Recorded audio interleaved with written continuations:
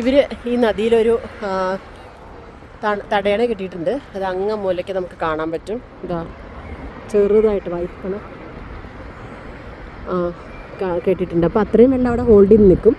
അപ്പോൾ boat service അതിൻ്റെ അപ്പുറത്തുണ്ടോ അതിൻ്റെ ഇപ്പുറത്തുണ്ട്. പക്ഷേ ഇതിൽ കൂടെ ബോട്ട് ചെയ്യാൻ പറ്റില്ല. അപ്പോൾ ഈ ബോട്ട് വരാൻ വേണ്ടിയിട്ടാണ് ഇവരൊരു ചെറിയൊരായിട്ട് ഗേറ്റ് അവിടെ വെച്ചിട്ടുണ്ട്. കണ്ടോ ഗേറ്റ്, ആ ഗേറ്റ് തുറക്കുമ്പോൾ ബോട്ട് അവിടെ നിന്ന് കടന്ന് ഇങ്ങോട്ട് വരും. അപ്പോൾ ഇത്രയും വെള്ളം അവിടെ ഹോൾഡ് ചെയ്ത് നിൽക്കും. ഇതിൻ്റെ ഈ ഭാഗത്ത് ഹോൾഡ് ചെയ്ത് നിൽക്കും. ഇവിടെ ബോട്ട് സർവീസ് ഇല്ല.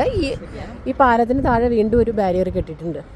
പിന്നെ അപ്പുറത്തേക്ക് പോയ ഇതുപോലെ തന്നെ കുറച്ച് അകലത്തിൽ അവിടെയും ബാരിയർ കെട്ടിയിട്ടുണ്ട്. അപ്പോൾ തടഞ്ഞിട്ടാണ് വെള്ളം എല്ലായിടത്തും പോവുള്ളൂ.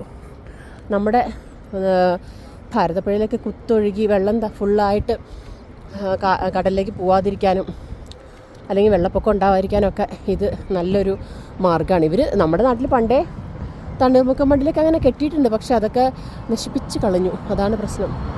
ഇപ്പോൾ ഇതുണ്ട്, ഇത് ബോട്ട് സർവീസ് ഉണ്ട് ഇവിടെ വരെ ഉള്ളൂ. ഞാൻ ഈ നിൽക്കുന്നതിന് താഴെ അവിടെ ഒരു ബാരിയറാണ് അങ്ങറ്റത്തുണ്ട്. ഇതുപോലെ തന്നെ ലെഫ്റ്റ് സൈഡിലും ഉണ്ട്. അപ്പോൾ ബോട്ടിന് പോകാൻ വേണ്ടിയിട്ട് ഒരു സെപ്പറേറ്റ് ചാനൽ ഉണ്ടാക്കി ബോട്ടിന് അതുവഴി വിട്ടു.